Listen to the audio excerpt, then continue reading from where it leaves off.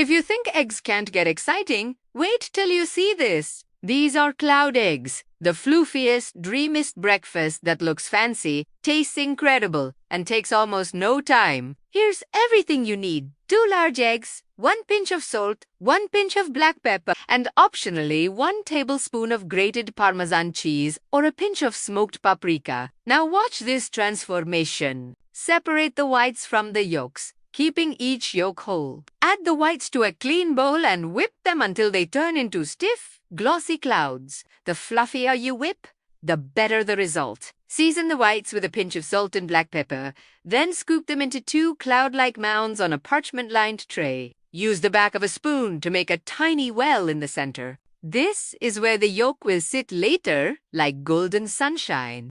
Bake the whites on high heat until they just hold their shape. Then gently place a yolk into each well and bake again until the yolk looks shiny and soft.